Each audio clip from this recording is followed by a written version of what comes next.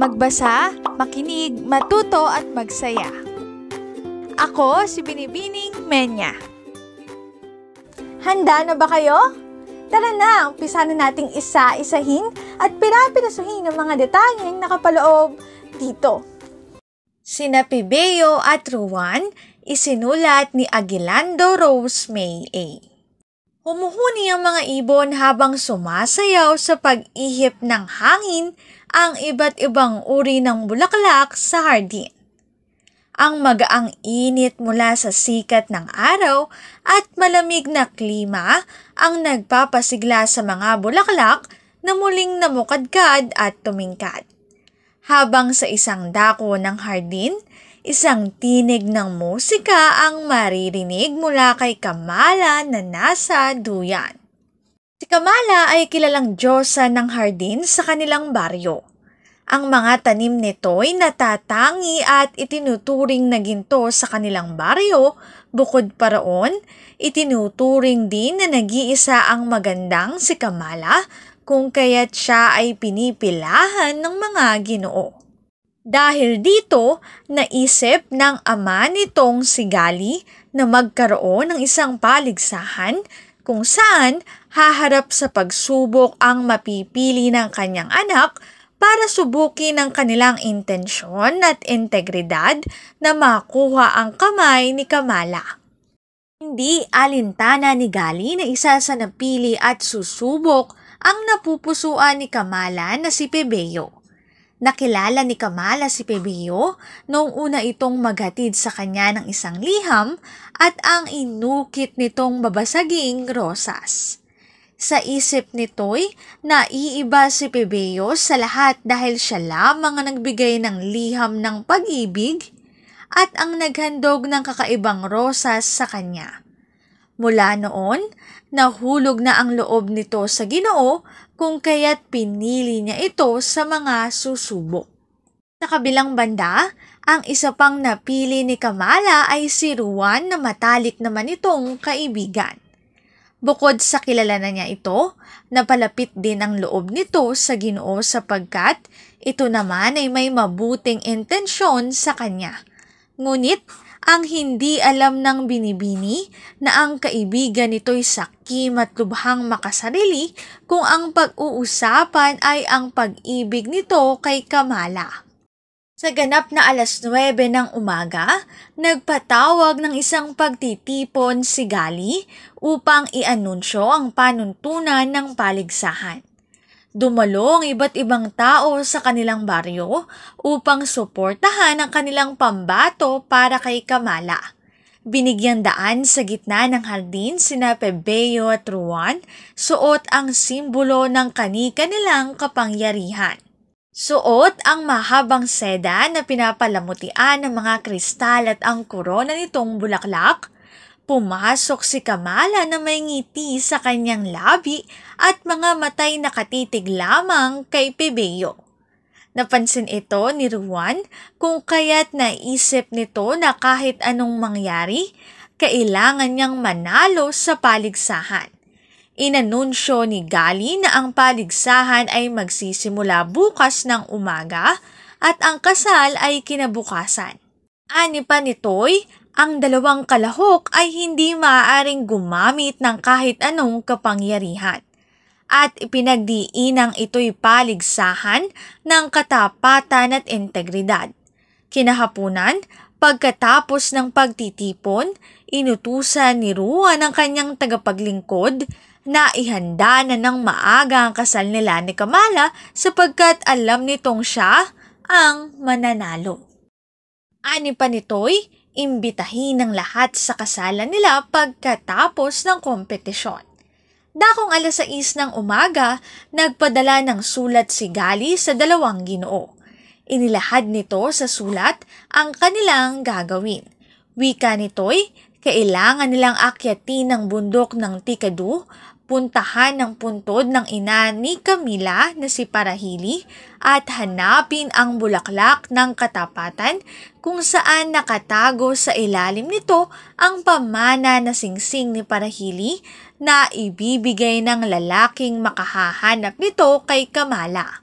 Bagamat ito ay isang pamana, hindi kailanman ipinakita ni Parahili ang singsing kay Gali at kay Kamala sa paniniwalang ang lalaking karapat-dapat sa anak ang siyang unang makakikita at makapaglagay nito sa palasingsingan ng binibini. Sa dulo ng liham, muling ipinaalala ng amang nag-iisang panuntunan ng kompetisyon. Ang lumaban ng patas, maging totoo sa sarili at hindi gagamit ng kahit anong kapangyarihan. Magkahiwalay na umakyat sa bundok ang dalawang Ginoo.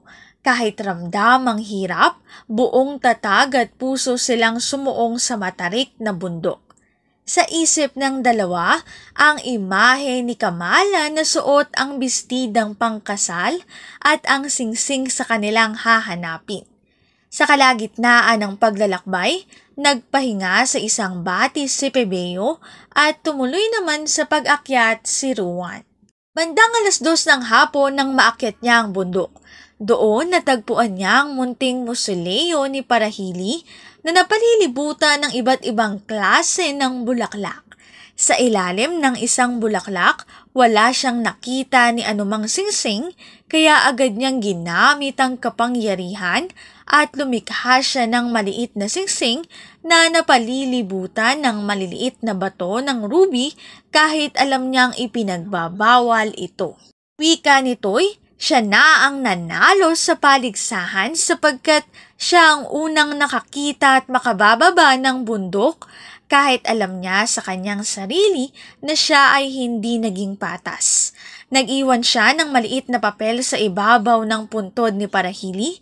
Nakasulat doon ang mensahe kay Pebeo na nakuha na niya ang singsing at hindi na kailangan pang mag-abalang hanapin pa ito.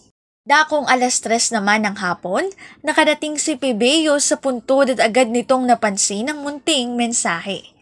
Sa unay, bigla siyang nanlumo ngunit kalaunay, inisip niya kung totoo ba ito kaya sinubukan niyang hanapin ang singsing kahit na ito'y nahanap na ni Ruan. At ang tanging nakita niya lamang ay isang tuyong animoy isang singsing na agad niyang inilagay sa kanyang bulsa. Dahil sa kapaguran, tumahak na siya pababa ng bundok, dala ang nanghihinayang na muka. Sa isip nito'y hindi na dapat siya nagpahinga pa at sana naunahan niya si Ruan sa paghahanap. Kahit na nahihiya kay Kamala, pinaalam niya rito ang pagkabigo. Malungkot man ang dalawa dahil hindi man lang sila nabigyan ng pagkakataon na linawin ang kanilang nararamdaman, magaan pa rin nilang tinanggap na si Kamala ay ikakasal kay Ruan kinabukasan.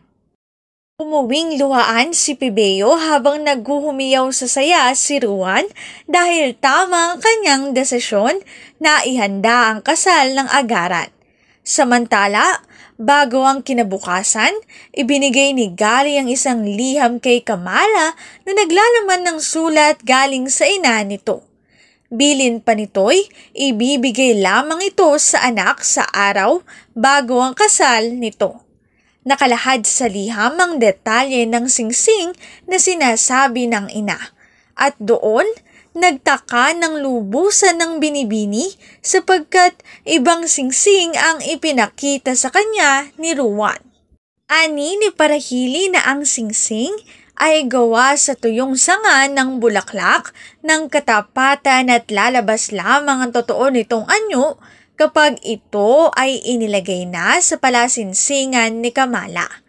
Sa tagpong iyon, kumbinsido na si Kamala na nalinlang sila ni Ruan sa pagkapanalo nito dahil sa may kapangyarihan nitong lumikha ng mga bagay na kumikinang at namimina lamang sa ilalim ng lupa. Doon, napagtanto ng binibini na ang kaibigan ay nagtaksil sa kanya. Buti na nga lang at naging matalino ang kanyang ina at nag-iwan pala ng liham sa kanya. Sa kabilang banda, inilabas ni Pebeo ang isang tuyong singsing galing sa kanyang bulsa.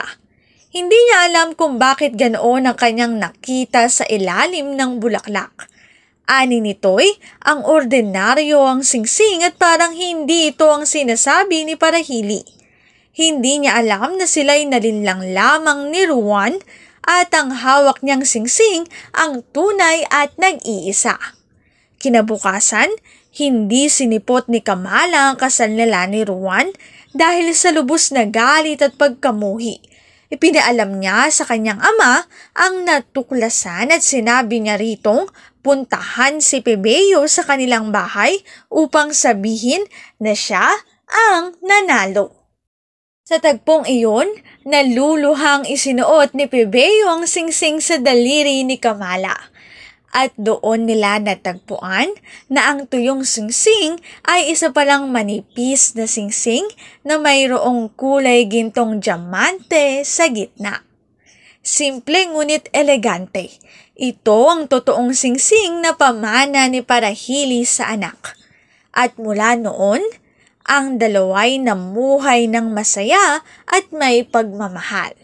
Habang si Ruan naman ay lubos na napahiya at pinili na lang na lumisan sa kanilang baryo dahil sa pagiging sakim at kawalan ng integridad at katapatan.